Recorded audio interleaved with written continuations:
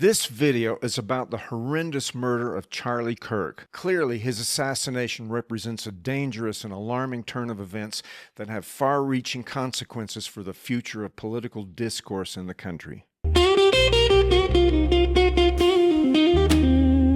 Pablo el molinero,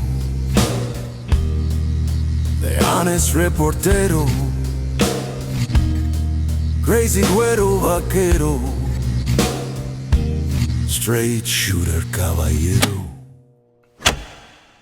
I was never a Charlie Kirk acolyte.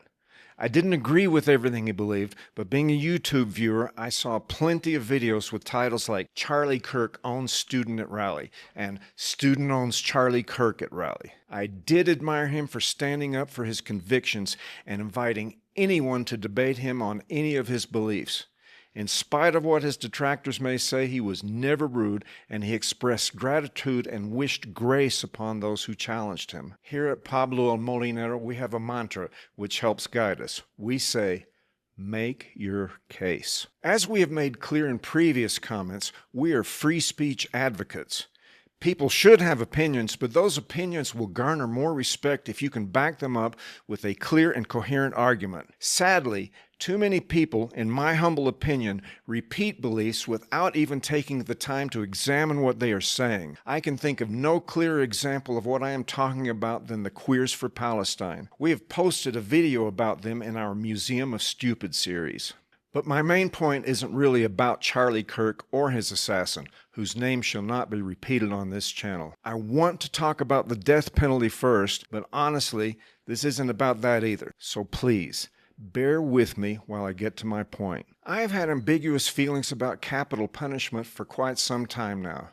It started when I saw a report on the news about someone who was about to be executed for what I assume was a truly heinous crime. The truth is, I can't even remember who or where it was. What struck me was the crowd that had gathered outside the prison. It was like a goddamn tailgate party. Now, I'm sure this kind of thing has gone on since before people were stoning citizens to death for stealing muffins in medieval times. But my hope was that we had somehow evolved to a point where we would view these events somberly and soberly as a sort of failure of humanity. I'm not saying it was a failure of the law, but as a shortcoming of human beings to overcome evil and to find a way to deal with it. I was frankly disgusted by the cheering and the partying when the crowd got the news that the execution had been successfully carried out. I mean, I didn't get the feeling that the victim or the family was what was on their mind. I also thought that maybe dying of old age after spending one's life in a hellhole prison might actually be a worse punishment than death.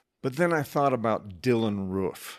On June 17, 2015, Dylann Roof entered the Emmanuel African Methodist Episcopal Church in Charleston, South Carolina during a Bible study. Despite being a predominantly black church, the parishioners warmly welcomed the 20-year-old white man to join in on the study. He sat with those people for almost an hour. Then he went out, got his gun, came back into the church and shot 10 people, killing 9 of them. They invited him into their church and wanted to learn with him about Jesus. He later told police that he almost didn't go through with it because everyone was so nice. There is a detail that I want to share, which doesn't necessarily relate to the point of my thesis, but just a few days later, some of the survivors of the attack told the press that they actually forgave Dylann Roof. How could they?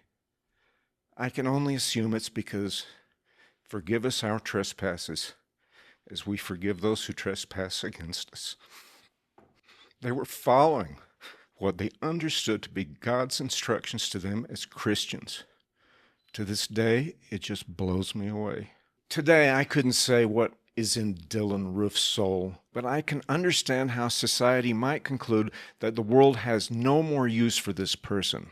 Ironically, Dylann Roof is not on death row for his crimes. Before I continue, if you find this presentation interesting, I invite you to like this video and subscribe to this channel.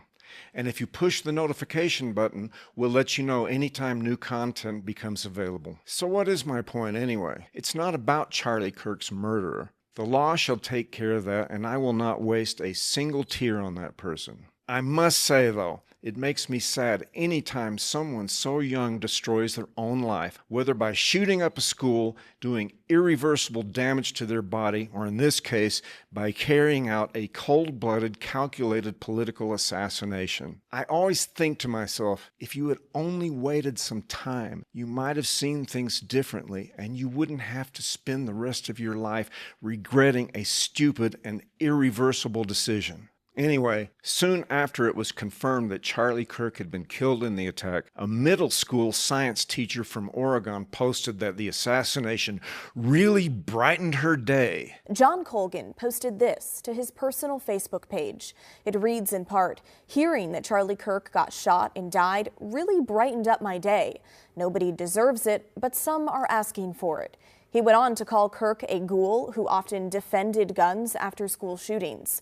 Colgan teaches science at Neil Armstrong Middle School in Forest Grove. A New Orleans firefighter said the bullet was a gift from God. There were TikTok and Instagram videos of people dancing and downright giddy when they learned that Charlie Kirk had been gunned down. This is even more disgusting than those dimwits celebrating outside the prison. Charlie Kirk wasn't a criminal, and they are cheering because they didn't agree with some of his views. I don't care if some of his statements were provocative. Provocation, in a non-violent way, provokes discussion. That is very much the point of our First Amendment right of freedom of speech. So, what about these morons' right to freedom of expression? They have it, along with the scorn of people who find their comments despicable and barbaric. Again, very much the point of free speech. I want you to understand that I don't mean to paint everyone who disagreed with Charlie Kirk with the same brush as I do with those absolute shit stains of the human race. I am quite certain that the vast majority,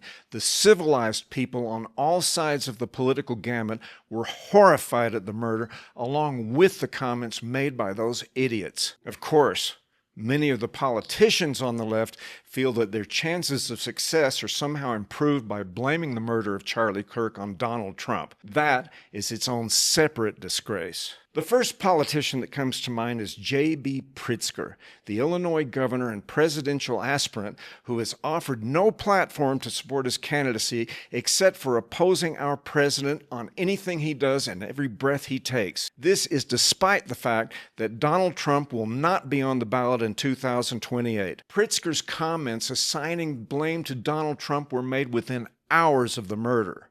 This playbook is widespread among the Democrats, and the violent rhetoric that constantly refers to Trump as an autocratic, fascist dictator is not only untrue, but is also extremely unhelpful in quelling the passions of people like the man who murdered Charlie Kirk. Call me cynical, but I don't think they believe most of what they're saying anyway. They just can't handle the fact that they lost the last election and will do or say anything to win the next one. Anyway, I am pretty sure that the imbeciles who celebrated the death of Charlie Kirk are the same ones who lamented the survival of Trump after 2 assassination attempts. They have no concept of the potential consequences that such an occurrence might have provoked both on the national and international stages. Nor do they seem to care about the damage done to national unity and reconciliation because of Charlie Kirk's murder. Those types of reactions go miles beyond being stupid and callous.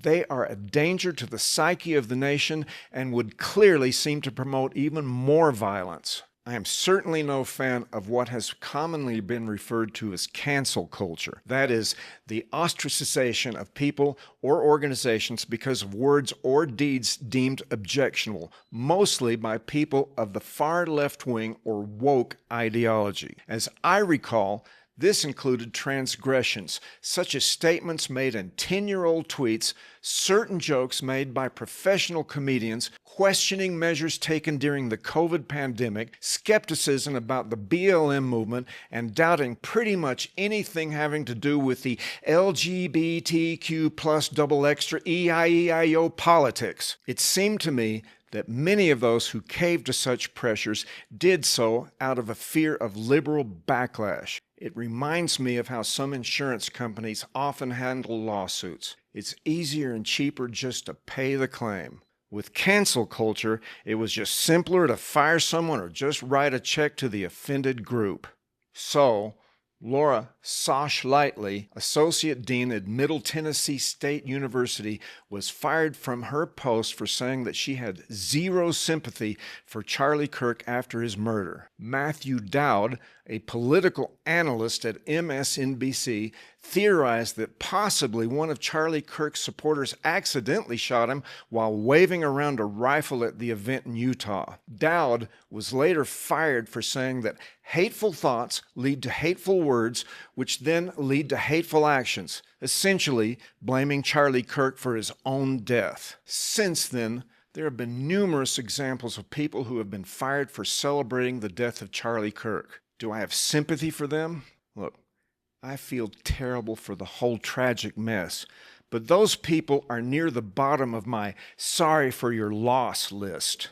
No one is responsible for Charlie Kirk's death except the person who shot him and anyone who may have helped him carry out his crime. I'm still not a big fan of cancel culture. I can only hope that the aforementioned ex-employees were fired because their employers were truly horrified at the vile and contemptible comments made by these vermin, and not just because they feared the backlash from those on the other side of the political spectrum. This is Pablo El Molinero.